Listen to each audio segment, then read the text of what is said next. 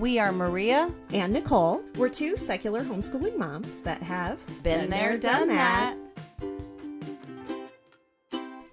Homeschooling high school doesn't have to be scary. We're here to walk you through the entire process of homeschooling during the high school years, from making a 4-year plan to graduation and beyond. Today is the 3rd episode in our high school series. We're going to be talking about high school documents, how to keep homeschool records, how to write homeschool transcripts, and what is a counselor letter and a school report. If you haven't checked out the first episodes of this series, be sure to check that out on our website. The first is a trailer episode into the series where we discuss whether or not your high schooler can get a diploma, whether or not you need to teach some of those high-level classes, and whether or not your homeschooler can go to college. And then we continue into the first of the series where we discuss making a 4-year plan, what are graduation requirements, and how do you plan for your homeschooler's future. And the second in the series is discussing high school core subjects and what electives that your high schooler needs to take, and what actually constitutes a high school credit. Every month, we're going to be dropping 1 episode for a total of 12 throughout the entire year. So be sure to listen and check out our website for resources and freebies and lots of guidance throughout this entire process. So you can homeschool high school. I assure you, you can do this. If I can do this, you can do this. And as usual, we want to stress that our podcast is an inclusive space for your everyday parents that are looking for education options. We are not here to convince you to homeschool. We want to stress that you need to do what works for your child and for your family. Every family's different. Absolutely. And you know your children best. So feel free to take what advice or information you get from here that works for you and chuck the rest. Hi, Nicole. Welcome to March. Oh, boy. You know, my March is always a little bit crazy. Irish dancers get really busy right now. Oh, my gosh. Yeah. Like a lot of people think St. Patrick's Day is like the busy day for an Irish dance family, but you know, we do a lot of dancing in the month of March all the time. I love watching your kids dance though. They're so good. Oh, it's a lot of fun. Yeah, we had a North Texas Irish Festival was a couple of weeks ago, and then we had like a full weekend of dancing last weekend. We've got another weekend of dancing coming up this weekend, and then in between, Jillian ended up going to Youth and Government State. Like that got scheduled in March. Yeah, she went to the Capitol, to Austin. Yeah. Yes. She had a really important bill that she was presenting to the House chambers. She looked so professional in her getup. She looked so cute. So a lot of fun, but yeah, just added to our typical busy. Well, I love this time because it's, you know, the weather's getting warmer and we've had some really crazy weather in Texas. So yeah, glad to have some spring weather. Today's episode 23, which is the high school documents episode, is a really important one. I know a lot of people stress out when they think about keeping records and documents. Don't worry, we got you. It is going to be fine. You can do this. So let's get started. We have a lot to cover today. As a homeschool parent of a high schooler, in addition to often being the teacher, you wear many additional hats. Right. You're the secretary. You provide documentation, record keeping, registration, and the overall administration. Right. You're also the researcher. You're going to be the one that's going to help your student identify and evaluate colleges. You're going to find resources of information for your student, like scholarship searches and test options. Yeah, you're a project manager. You understand the process. You're providing scheduling guidance and transportation. Right. And you're also doing all the academic counseling. You're going to be the one that's going to help your student with course selection. You're going to schedule modifications and credit acquisitions. You're going to help your student tailor academics and activities to what their goals are. Yeah, it sounds like a lot, right? That's in addition to making dinner and cleaning the house. Well, consider that this is just all part of that awesome benefit to homeschooling, though, where we get to handcraft a custom educational experience for our child. It does not need to feel overwhelming or hard with a little bit of organization and help. Right. And first, we'd like to thank our friends Mary and Sherry and some of our other homeschool friends who have helped us along the way, specifically to craft some of the documents that we're going to be talking about today. And also to go along with this episode and to help guide you, we've created a detailed high school document and records guide. And this guide is going to walk you through step by step as you begin to create your own documents and records. It's going to include everything you need to know about keeping records. We're going to detail more than what we would have time for in this episode. It's going to have a transcript guide and checklist with examples of different types of transcripts. It's going to walk you through how to write a counselor letter with detailed steps that will make an impact to the college you're applying to. It will also include high school resume guide with a checklist and resume example. I love checklists. I know, me too. And we're going to write this in a way that we make sure you don't leave anything off. And we're also going to include a guide for ensuring great letters of recommendation and detailing how to write course descriptions. And finally, it's going to detail a homeschool portfolio guide with a checklist detailing exactly what you need on that. And some states will require a more rigid record keeping than others. Right. Yeah. The most important thing to consider when we talk about record keeping in homeschooling are your state requirements. Like you said, we're in Texas, where we don't actually have any reporting or record keeping requirement here. So, in fact, up until high school, I don't generally do a whole lot with records. I personally keep like a single envelope every year per child that might have examples of work or artwork, favorite things that they've made.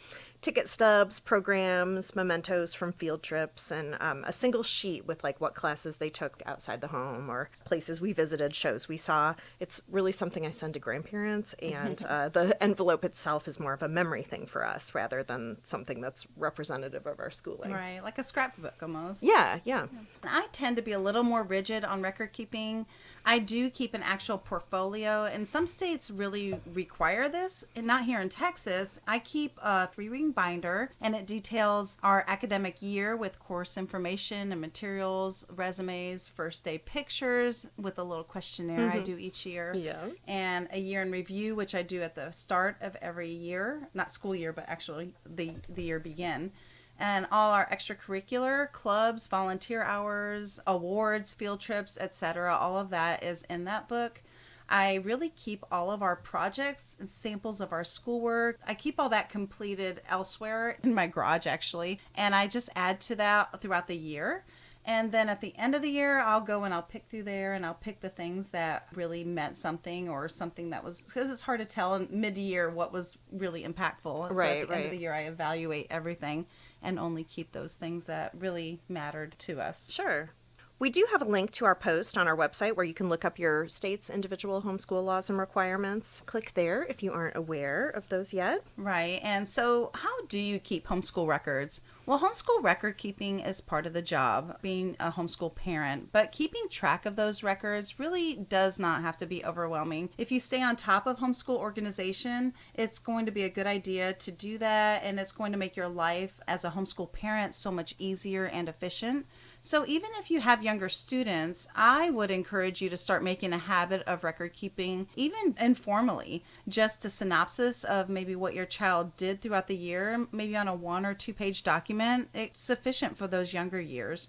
Making record keeping a part of your homeschool routine and keeping up with it regularly, it's going to ease the burden when you need documentation for graduation, college admissions, and other things. Right. If your student is college bound, there are 5 things that top colleges are looking for: intellectual curiosity, initiative, leadership, social consciousness, and commitment. You can showcase all of these qualities by taking classes with increasing rigor, participating in extracurricular and community service activities. Showing consistency and depth in extracurriculars and developing leadership skills will also show that. We will have another high school series episode where we're going to focus on those extracurriculars and community service in the series. Yes. So meanwhile, there are 4 or 5 documents that you're going to want to keep that you will need for college admissions that are going to help you to illustrate these qualities that we were just talking about. Those documents are a transcript, a resume, a school profile, and a counselor letter. In addition, some colleges are also going to want to see course descriptions. It's up to you if you want to prepare these. Frankly, they're a lot of work. Not every school is going to want to see them. We were never asked for them, and my kids did apply to a variety of universities. But they also had heavy dual credit transcripts, and I think sometimes when you have that, they don't need to see. Out. Yeah, I have other friends who maybe did a more traditional homeschooling route with classes solely at home, and so sometimes colleges would want more documentation to kind of see what was behind that coursework and such. Those dreaded mom courses. The mom courses, yeah. So if you've mostly homeschooled at home or used non-traditional sources, you might be asked for a little bit more information to back up your transcript. I did keep things like syllabi from classes, other class information handy, so that if in a pinch I had to produce those, the information was at the ready and I could, but I was relieved not to actually need them.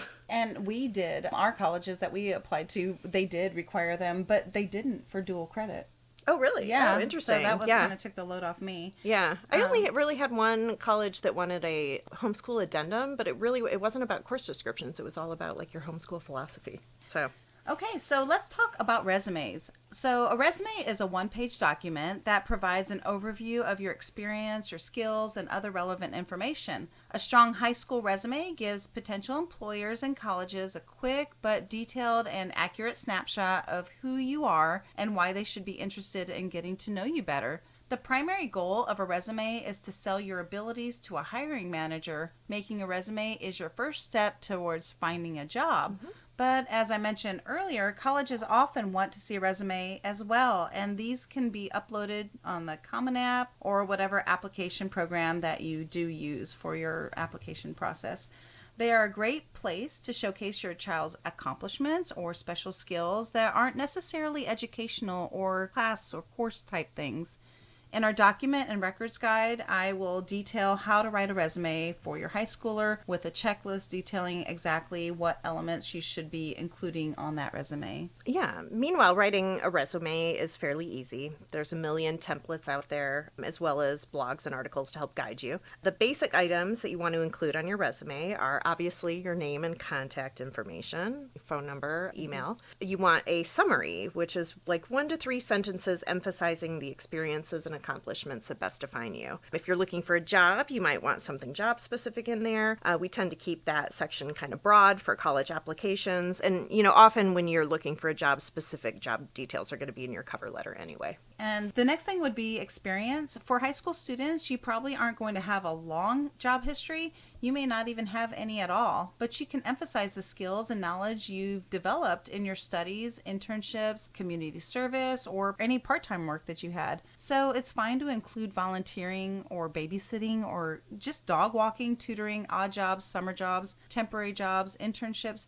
anything if you don't have as much in the way of a real work history yet. Sure. And education, this is where you're going to put the name of your homeschool if you have one, any dual credit information. You can also add your expected graduation date here. Not all states are going to require you to name your homeschool. We did have a name that we picked out when we decided to homeschool, and it looks good on paper. Probably most people guess it's a swanky private school. But I think I had a list for both my kids that, homeschool, high school, and then I had their dual credit with both the anticipated graduation dates. And that's something we've never really quite talked about on this podcast, is naming your homeschool. We used our last name, and I kind of wish that we hadn't. I wish we used something a little different, but that's okay. It's something to think about whenever you are putting all that on documents, because it will be on their transcript. Right. The next thing you want to add to the resume are their accomplishments. For the jobs or skills you listed in the experience section, you will want to clarify the responsibilities that they had, the tasks that you successfully completed, and the outcomes with bullet points. You need to be specific but brief. And we suggest using lots of action words like assisted, built, created, designed, drafted, installed, maintained, presented, programmed, repaired, served, and so on.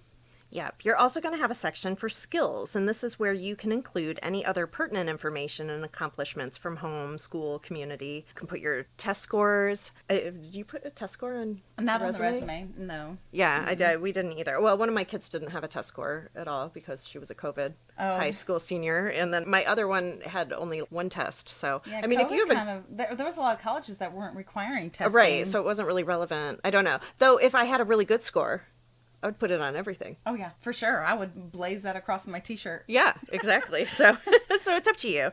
It's up to you whether you want that on there. Going back to skills, you might want to put any relevant coursework, non-credit courses taken, academic honors, if you did any special projects or had any leadership roles. You're going to put your extracurricular activities there, hobbies, clubs, athletics, scouting, community service, any kind of scholarships or certificates. This is also where things like specific computer programming expertise can go, or are you CPR or first aid certified? Maybe your student has as a lifeguard or babysitting certification, a proficiency in a musical instrument. We later also use this resume for work or as a base for creating a future job resume. So it's a great thing to start early and then revise as you go, and have your child help you. Oh yeah. Jillian actually needed one for the Girl Scout project recently. They were doing mock job interviews, and so I was like, oh, let's go ahead and make that now, and we can already cross that off your list. Yeah, well, and you can teach them how to do it. Yeah. So now let's talk about course descriptions, which we just mentioned were optional but handy to have for sure. Yeah, course descriptions are details about individual courses, and they may be required or accepted by colleges. You might want to check with the admissions counselor or the website to see if these are even necessary. Sometimes they can get lengthy, so I probably would not advise sending like a 30-page document onto the school of choice if they have not specifically asked you to. There are 5 parts of a quality course description, and you're going to want to format it in a way that's clear and easy to read. And the first thing you're going to want to do is have the header on there. The header should include the course name, the instructor and or course provider, semester or year class was taken, the number of credits, the grade received, and your texts and resources. Yeah. The second thing you're going to want to have is a description.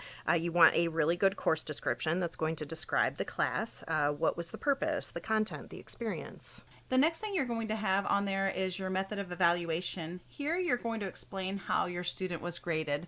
Discussion, quizzes, tests, assignments, essays are some commonly used methods of evaluation. Many homeschoolers use a mastery approach, and I know we did for a lot of classes early on. Same.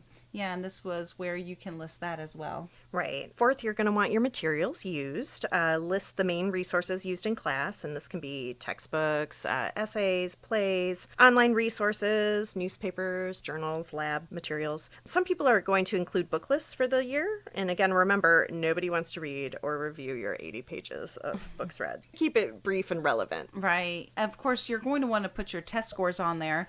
If your homeschooler took subject tests or AP exams following this class, you can add them here too. And if you're struggling writing these descriptions, keep in mind that you don't really need to recreate the wheel. You can copy and paste directly from the course catalog or website from the community college or the online courses. Textbooks often have a summary listed on the publisher's website, and if you use a tutor or other private class, you can ask the instructor if they have a course description or if they can write one for you.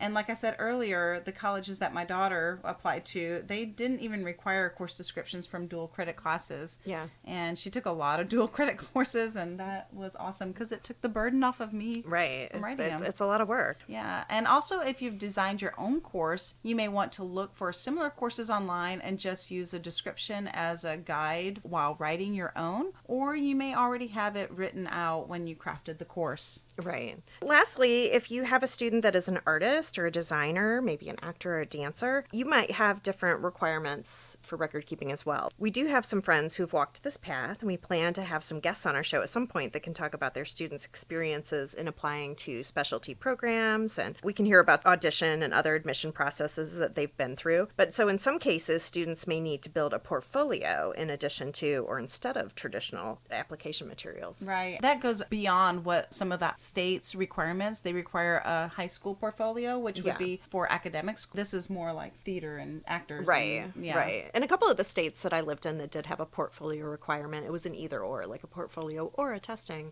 and you could kind of choose. So those state requirements, you got to, oh yeah, that's your guide. Make sure you know those. So just a reminder that this is a weekly episode. We drop one every Thursday morning just for you. And if you have any additional ideas or comments, please come and comment on our Facebook page, on the episode thread, or send us an email at info@btdthomeschool.com. We'd really love to hear from you.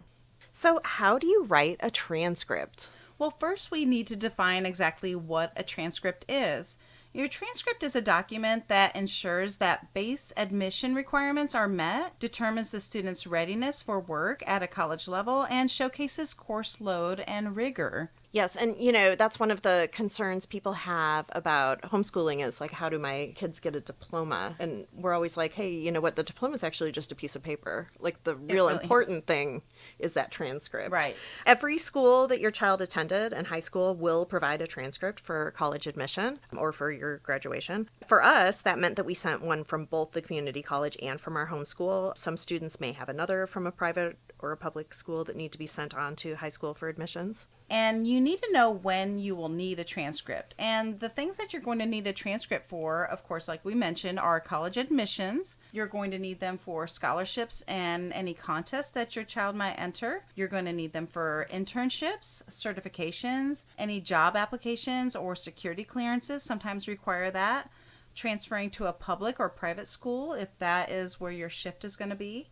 Also, military enrollment, sometimes they would require a transcript. Right. Also, another thing would be insurance companies, good student driver discounts. Yes, please. Right. So when people do say on message boards, oh, well, my kid won't need a transcript because they're not college bound. Like those are a lot of other reasons that you would need one. Right. And you don't want to try and recreate that later. Or horror story, there was somebody online that the mom died. And so the kid never did a transcript because the kid didn't want to go to college. And now years later, they're trying to recreate a transcript. Right.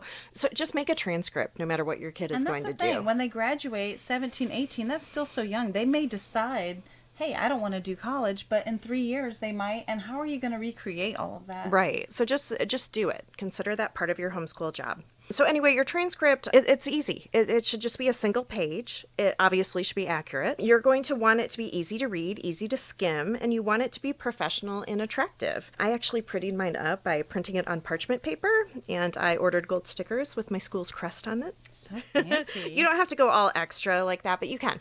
That's so fancy. Well, we see this question a lot. A college wants an official high school transcript, and people totally freak out. You know what makes it official?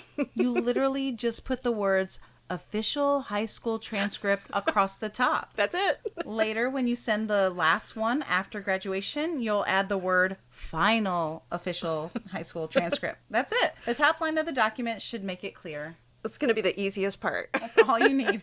So your transcript should have these basics. At the top, the student information, name, contact information, your students, not yours.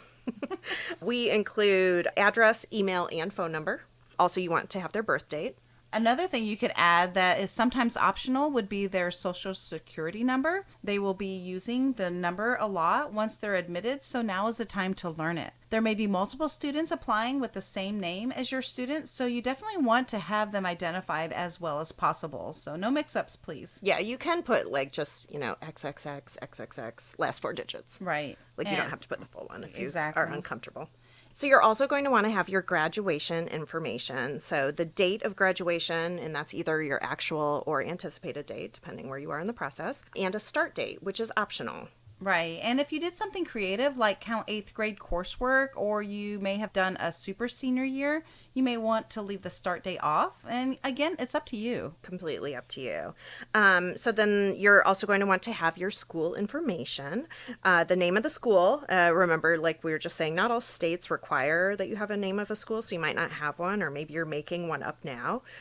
Some people get really creative with this. Other people use their last name or street name, like you just said. I did read a funny story about a family that got stuck with a name, like a joke name that they'd made up. It was like a school for dragon lovers or something. They made it up when their kids were little, and they lived in a state where they couldn't change it. Uh-oh. Yeah, so you definitely want to pick something that won't be embarrassing later. Yeah, I think that would be embarrassing. Yeah. Oh my gosh. school is the Davenport Academy. I was saying that it sounds like it's a fancy private school, but it's what my grandma called a couch, a Davenport. So it's really, it just that means is an couch, old school word. couch school. Also, then you're going to want to have your contact information. And this is where the mom information goes. I just put my name and my email as the school administrator. Or administrator, or or principal, or whatever. Yeah. The next thing you're going to have is your course list. You're going to list both full and partial credit courses. You'll want to include courses taken elsewhere, like dual credit or other schools that your child may have taken a course in, and courses that are honors or AP. And you can designate these as separate from your homeschool courses done at home with an asterisk or an other indicator. I do a superscript on mine. You'll want a key and a legend on your transcript that clarifies that information. Also, you can put classes on your transcript that your student is currently taking or will take next semester. And this is important for seniors applying in the fall for the following school year. We just put IP for in progress on the transcript without a grade. Yes, and we talked about this in our last episode, but what constitutes a course? That's a half credit's usually 60 hours of work. 1 credit is 120 to 160 hours of work or more for a lab class. If your student spends more than 120 hours on a subject, you can give an extra half credit and call it an honors course. Don't call something an AP course, advanced placement, unless you are actually using approved AP materials, even if they take the AP test after the class. You want to put the test score under testing on your transcript. Some colleges are looking for well-rounded students who have taken a little bit of everything in high school.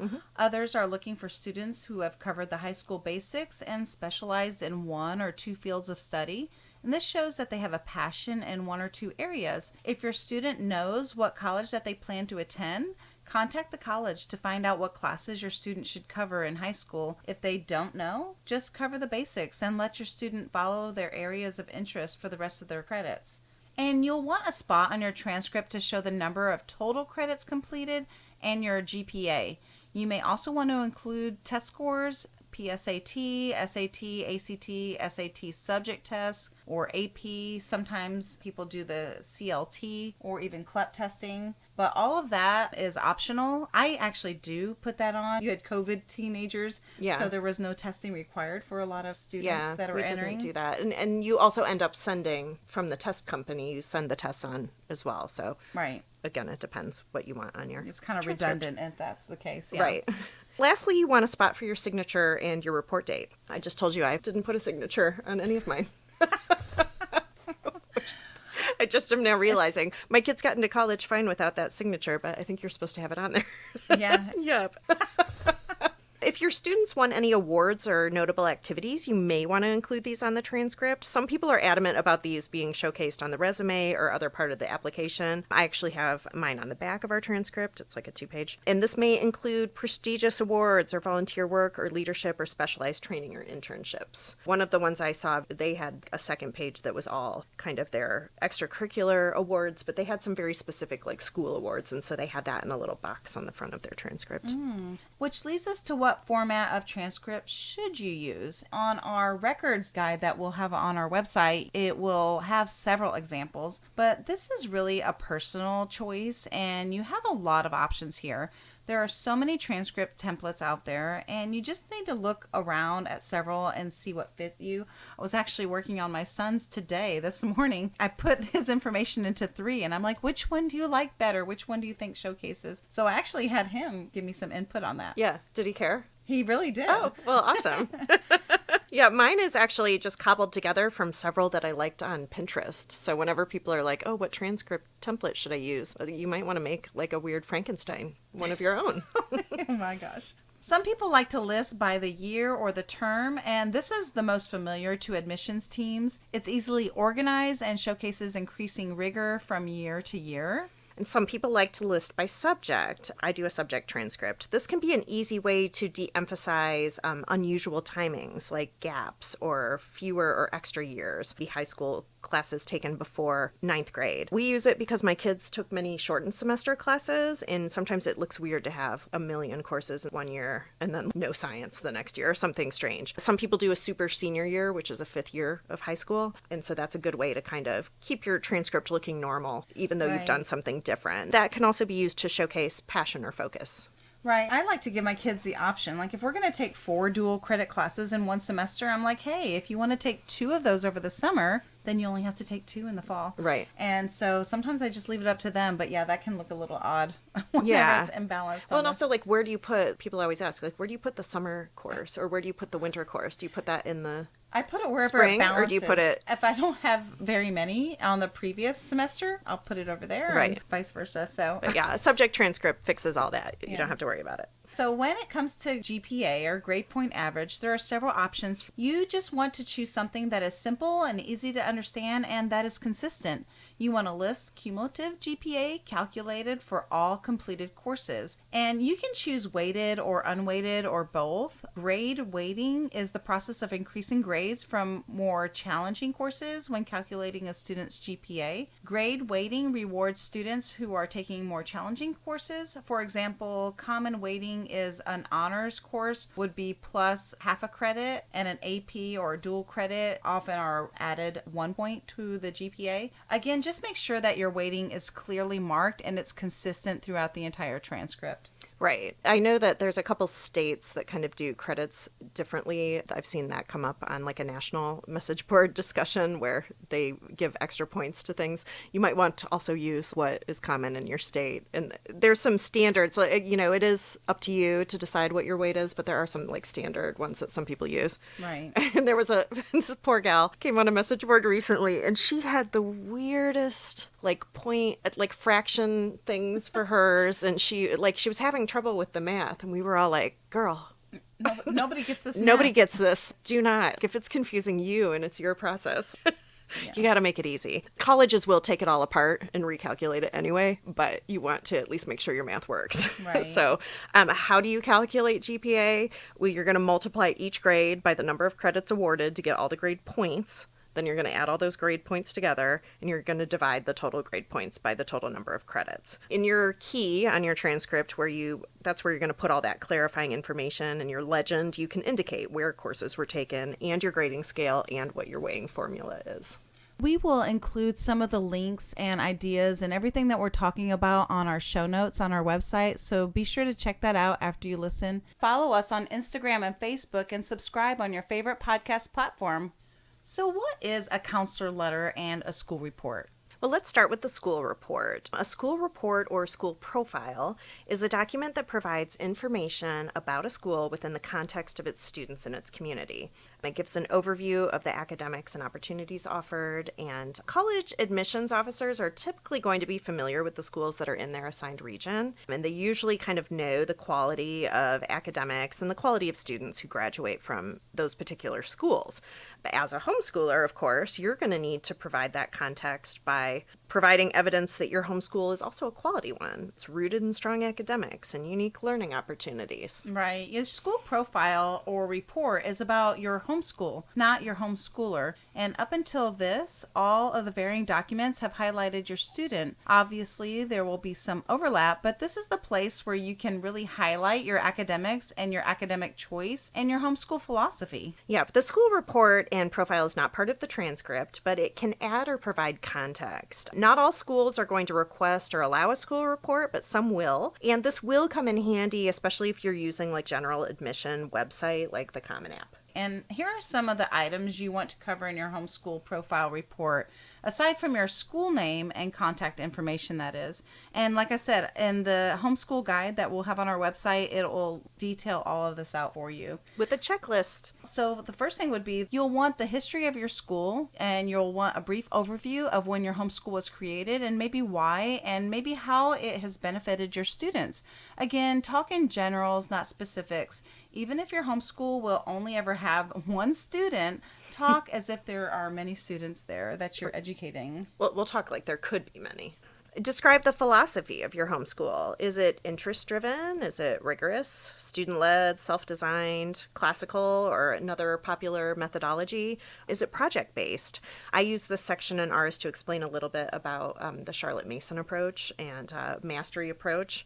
We don't do a lot of testing, so that's kind of where I explained that. I did that too. Yeah. Describe your curriculum and your choices. Why did you choose dual credit over AP courses? Did you opt to focus on a particular path or interest? I also use this section to talk about educational partnerships we may have had, like the local community college, brick and mortar homeschool here in the area, or university model program. You may want to include a brief description and a bio for each provider that has helped you along the way. Yeah. Thanks, Dr. Reed. Love you, Brian.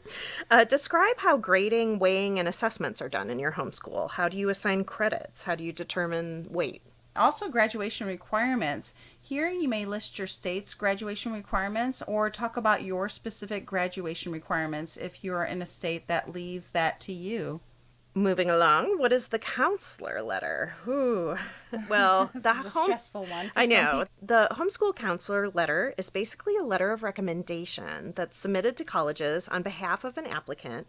And typically this would come from a school's guidance counselor. But since you're technically the guidance counselor, you're responsible for writing this recommendation. A lot of pressure. This is where some of the parents start cracking. Yes.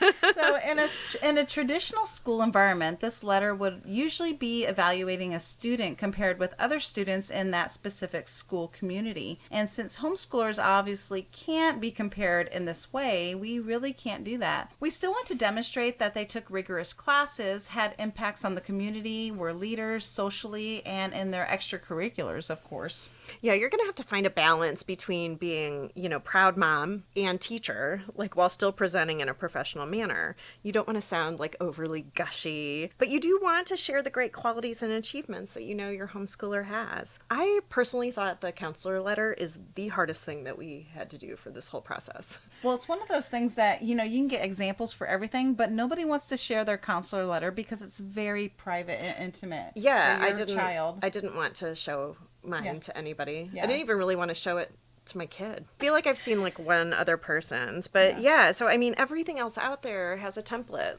that you can try out, but really there's a reason for that, is because this is such a personal document. It really needs to showcase who your child is well beyond anything else or any course they could have taken, because they're unique and they're special, and this is what that letter's for. Exactly. So in writing your letter, you want to think about your application process as a whole and think about what your application does not say. All in all, your transcript, your resume, your application, the essay questions, and a counselor letter should say everything you want them to know about your student. Right. So you think about it, like, is there anything missing academically, maybe? Like if you feel the transcript might not show the academic rigor of higher level classes or AP or dual credit grades and test scores, like provide other evidence of intellectual curiosity and examples of maybe some independent projects that they might have done. Or if you have other credentials or experience in teaching, you might want to explain this in detail, discuss your child's development. I'll add one thing that I did add to my counselor letter is, we talked about before that my daughter's really into cars, rebuilding cars. She replaced all the suspension system in her car in my driveway. And that was something that was really showcased in there because her interest and her initiative to do that project was just well beyond maybe some other 17-year-olds would do. Right. Also, we talk about like highlighting the things that are great about our students. The counselor letter is also, unfortunately, some students haven't had a great time or maybe suffered a tragedy or something else in their life that did impact their schooling. And the counselor letter is also a place that you can put that. Right. And a lot of times when that is submitted, they'll consider that when they see that there was a straight A student and all of a sudden in 11th grade, bam, drop. Yeah. What's the reason for that? Right. Maybe they had some serious tragedy that caused that. And so they'll take that into consideration. They are looking at these. They really are looking at these and reading them and, and evaluating each student. They're all part of the puzzle. Right. So they're all just a piece. Now, you may want to detail more about your homeschool and your philosophy in this letter again, and perhaps explain how this shaped your student or was shaped by your student. Talk about what motivates and excites them, how they show initiative, how they have taken advantage of homeschooling and the schedule and the flexibility that it provided them to really expand on who they are and all the things that they've learned. Yeah, I talked about my son's sport in this one, about how, homeschooling gave him more time because he's an accomplished athlete. And so I was able to kind of put both of those things in there. You also want to talk about extracurriculars and socializing. While the number of homeschoolers continues to grow, yay, and universities are becoming increasingly accommodating, there's still a lot of stigmas and negative stereotypes that go along with homeschooling. Still. I did put that in our counselor letter, actually, about a lot of our social things. And a lot of our outlets. I love that. Yeah, for sure. Yeah, so take that opportunity to discuss their social strengths within the context of groups and leadership roles and other activities in the community. It's a good place for it. Exactly. Colleges really want to know who their applicants are, what kind of person they are, what they'll be at the college and in the future, how they're going to really contribute to the campus. Universities are specifically looking for students that are going to add to an already rich school culture. Why would your student be a great fit? You're going to let them know right here. Yeah. You can reveal your teen's positive qualities through anecdotes and examples. Don't go overboard. You can also quote someone else or even the student to support their character and values. Be sure to back those quotes up with specific examples, but you can put all kinds of stuff in there. And that takes me back to, we didn't talk a lot about this, but it's going to be in the guide, is talking about letters of recommendation. Right. And it's going to guide them through that. And so that will be showcased in there and also here. Yeah, sometimes when you do go to ask somebody for a reference, they're like, okay, well, tell me what to put in it first and send it. So you get a little practice first. We'll step you through that. I will. I actually have that there about providing them with a template. So making it really easy for them. Super easy. Yeah, so the most important thing to remember is that this letter is about the student. This should not be a list of accomplishments or a resume. You already supplied that context elsewhere. And while there might be slight overlap with your school report and profile, this is really just the story of your student. Yeah, one high school blog that I was reading said, go through this writing process as if you were writing one of the most important essays of your life. It's true. It's so much pressure on us on this one.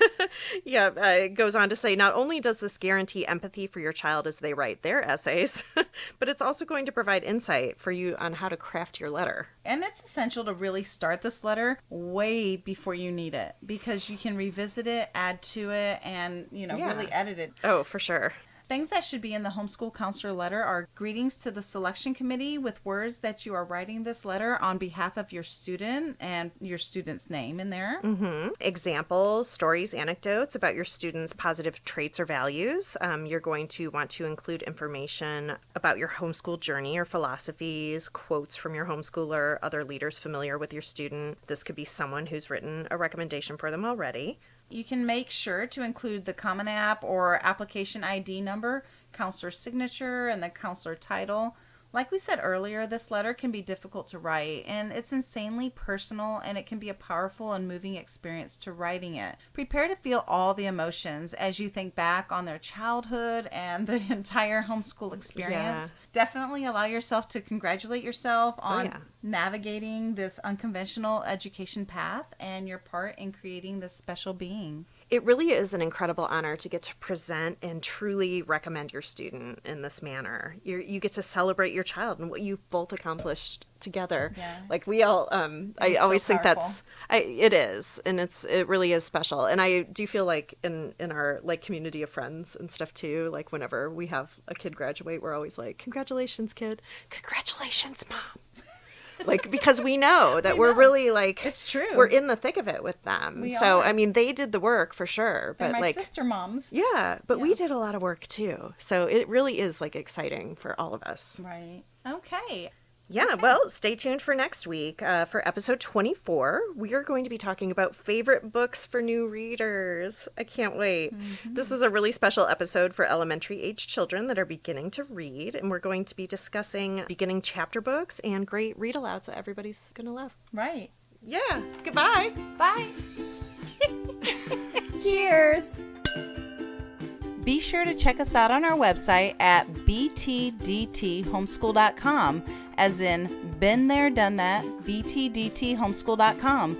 You can join our mailing list and get news and updates on future podcasts, and be sure to subscribe on your favorite podcast platform and follow us on social media, Facebook, Instagram, Twitter, TikTok, at the BTDT Been There, Done That Homeschool Podcast.